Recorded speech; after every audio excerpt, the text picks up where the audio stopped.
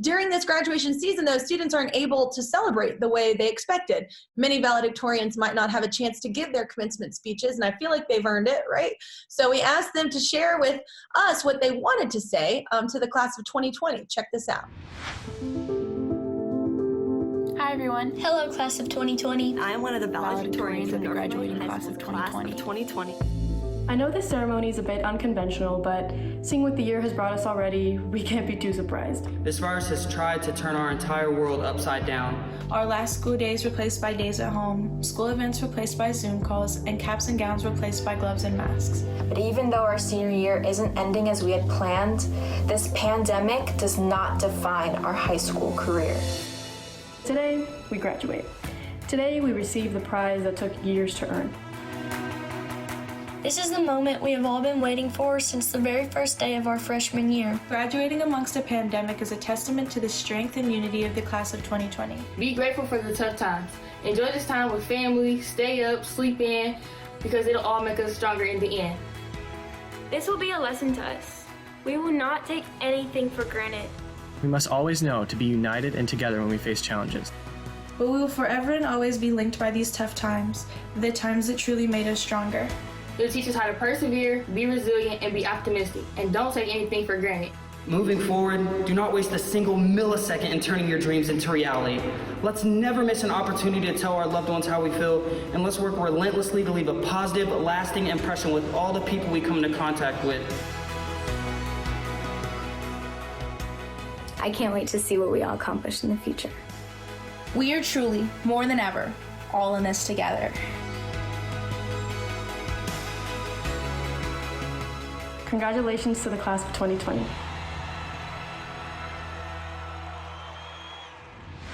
All right, y'all, well, we have 3 of those valedictorians on Zoom right now. Please welcome Shriha, Deasia, and Kadrick. All right, well, congrats to all 3 of you.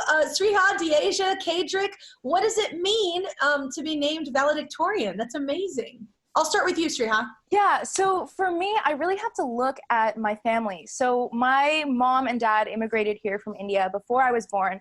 My mom loves to tell the story of how she came to America with $500 in her pocket to her name. And so my culture really values academic success. And so it meant so much for me to be named valedictorian and to be graduating with 9 associate's degrees, because it really felt like, look, I have the American dream. In a little way, I've made it. And for my extended family too, my grandparents are high risk and in lockdown. It just felt so good to give them a moment of joy and hope in an otherwise really difficult time. And I love that you just said it in the little way. Girl, be a valedictorian. Little about that. I'm like, I was so far from valedictorian. I'm like, that's amazing. And they must be so proud. But Deasia, what about you? I have mixed feelings. My dad actually passed away last year in November from cancer. I'm so sorry. The funeral was officially announced, and I felt really upset about it because I felt like he should have been here to celebrate it with me. I mean, he was my biggest cheerleader. He referred to me as my future Harvard because he knew it was such a dream of mine to attend Harvard since elementary school. And I found out in March that I actually was accepted to Harvard with a full ride scholarship. And now I'm just filled with so much joy that I'm able to honor him by attending our dream school. And my principal actually told me that within at least 20 years, I'm the first that she has known that's been accepted to Harvard from my area. So, yeah. Congratulations. Thank you. I mean, I'm not your daddy, but I am a mama, and that is insane. I mean, he is smiling down from heaven right now. That is the coolest thing ever. I mean, Kadrick, what are your thoughts on being named valedictorian? Well, you know, it's one of those kind of surreal moments because you put in so much work for these past 4 years, and to kind of be recognized by your peers in your school is to be the top of your class means a lot, especially since both my parents are educators. You know, they're so proud. They've kind of instilled that education is important. Education is important since I was young. So now that I'm here, it means a lot to me. And I have a 4-hour scholarship to go play football at UTSA, but I know. Yeah. Birds up. That's amazing. Yeah, but no matter how long I play, I could go to the NFL, but eventually my days of football will be over and my education is going to have to carry me the rest of the way through life. So this is kind of that starting point, and it means a lot to me. You know, speaking of all of this, I'm so I'm just so bummed for y'all because I know, you work so hard and then your senior year just kind of goes to crap because of the pandemic. And I know it's all a bummer, all the things you miss out on, all banquets, all that kind of stuff. But what's the worst part, you think, of missing out on your senior activities? Like, what's the thing that you're like, man, I really wish that one could be saved? So for me, like, I know I'm speaking for everybody, but personally, you work 4 years, right, for all of these things, for all of these extracurriculars. I was supposed to go to debate nationals. I had my badminton season. This was our final musical, things like that. And you have like prom and senior sunset and all of it. So but the big thing for me is we're told, like, for 4 years, and even when we're kids, like, if you work hard, you will get to walk across that stage, right? Like, that's something we're told. And so to put in the work and to be honored with valedictorian, it was kind of like the cherry on top of a terrible sundae, to be like, okay, we're not going to get to ultimately walk across that stage. And I think that's what hit me the hardest after all of those things. Wow. I'm so bummed for you. Okay. What about you, Deasia? For me, it has to be the award ceremony. And at my school, we actually have this tradition where we design Decision Day shirts. And we like just to be able to conversate amongst your classmates and to celebrate your last year of high school. I think that's the thing that I'm going to miss the most. But thankfully, my graduation is actually scheduled for July 18th. So hopefully that will go on. Oh my gosh, man, fingers crossed for you. And that accent of yours is so adorable. Oh my gosh.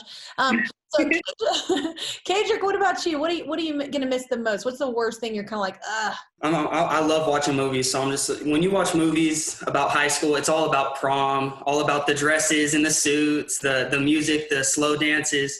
So I was really looking forward to that. I'm kind of sad that that's going to be taken away, but our graduation was actually canceled, so I was real bummed out about that. But then they decided to just postpone it. That's really, really awesome. Shriha, you focused a lot on how resilient the class of 2020 is in your speech. Why do you think so? So when I was writing that speech, I had to really think about what makes our class special other than this pandemic. And we are the kids that were born after 9/11, right? The first generation. We don't know a world that's pre-9/11 at all. And so our families and our communities had to be resilient through that. And then later on, we had the 2008 market crash. Again, like, we saw our community struggle. We had to pull ourselves up, and we got through that as well. And then, you have high school. Personally, in California, every single year my community would be debilitated by the fires. And then finally, graduation, we've made it. And yet here again, like, there's a pandemic. And yet we're all sitting in front of you, right? Like, my class is still here. We're still strong. And we've been resilient through all of it. And I just know that, we're going to go to college or the military or whatever our plans are, and then end up going into the workforce. And this experience and the knowledge we've carried through our childhoods is ultimately going to make us better people and more suited and more aware of how to better help our communities. And so that's why resilience is such a big theme for me. Yeah, and adaptive. It makes you more adaptive, all those Absolutely. things. Yeah, that's amazing. Deasia, you talked about being fearless and envisioning the future. Why did you talk about that? With the coronavirus going around, it's so easy for people to be afraid and to give up. And I feel like it's very important to encourage and just uplift, especially at a time like this. And the quote that I use in my speech from Habib Akande actually says, God gives his hardest battles to his strongest soldiers. And as I mentioned before, with my personal battle with losing my dad to cancer, I could have easily given up. It was really hard, but I'm doing the unimaginable by honoring him. And just to be able to talk to you, Kelly, I would have never imagined to talk to you, but here I am right now. And I'm feeling blessed. I'm talking to 3 valedictorians. Like, that's amazing. Yeah, I just wanted to use my story and my speech to inspire others to just persevere and do the unimaginable. So, Kedrick, you included a quote from Kobe Bryant in your speech. Tell us why you did that. With the untimely death of Kobe, I think that touched everyone. So it was something that everyone could relate to. And even before that, what he did on the basketball court was amazing, and what he did off the basketball court was even more incredible. So the quote I included from Kobe was, all negatives, pressures, and challenges are an opportunity for me to rise. Yeah. So I thought that mentality can be the same for a group of people. So when I put it in my speech, I said, all negatives, pressures, and challenges are an opportunity for us to rise and come together.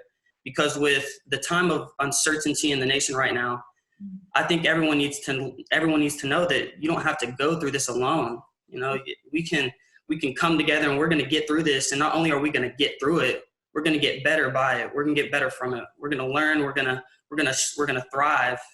So that's why I included it. I wanted to make sure that the class of 2020 knew that you don't got to go through this alone. We're all in this together.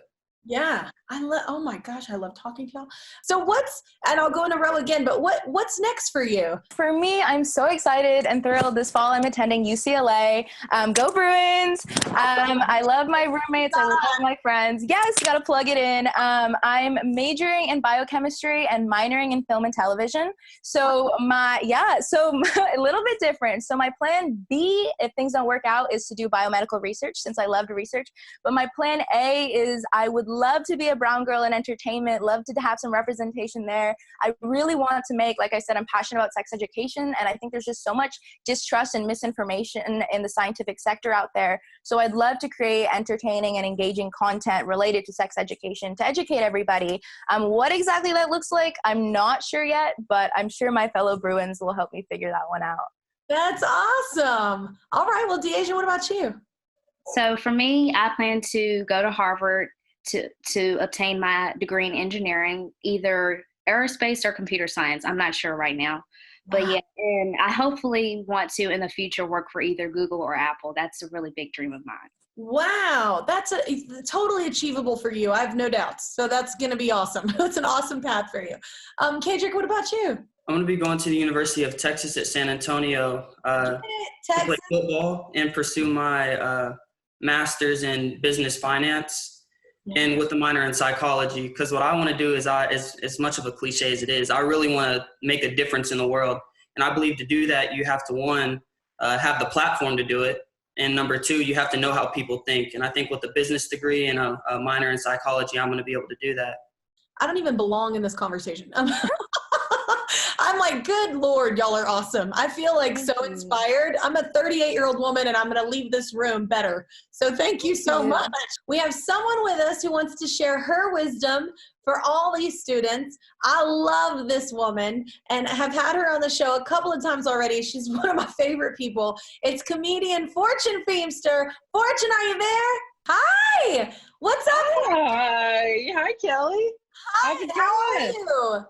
So good. Oh, good. Well, thank you so much for joining me. Like, and all of us actually.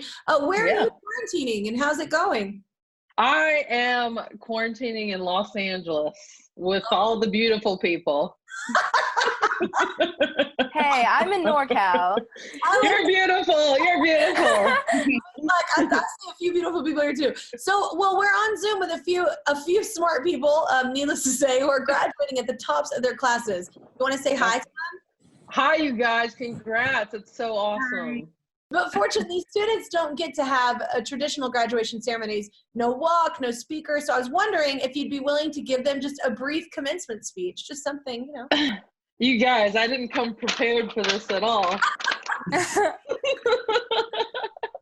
Yes, I would love to give you a graduating class speech. Are you ready for this? I am so ready. Okay, to the graduating class of 2020, I have one thing to say, and stop me if you've heard this before, or better yet, just pretend like you were hearing this for the very first time. It gets better. It does. It gets better. And how do I know that? Because if it doesn't, we're all screwed. Seriously, it's got to get better than where we're at right now. I haven't had human contact outside of my house in 8 weeks. I've got gray growing in my hair, and Hollywood before this thought I was 18. I haven't been grocery shopping in a month, and last night I ate a shoe. Why did I do that? I had frozen dinners. But it will get better, my friends. And you know how I know? Because I have hope. I have hope that you will fix the dumpster fire we've left you. Our future is much brighter because the three of you are in it. Deasia, your fearlessness will break through obstacles. Kedrick, never let go of your ability to turn a negative into a positive. Shriha, the initiative you took to create your own sex ed TikTok account is inspiring and very much needed. In fact, I myself could use a few tips. My real advice is this: embrace the lack of control. The sooner you accept our lack of control in everything, the sooner you will find true happiness.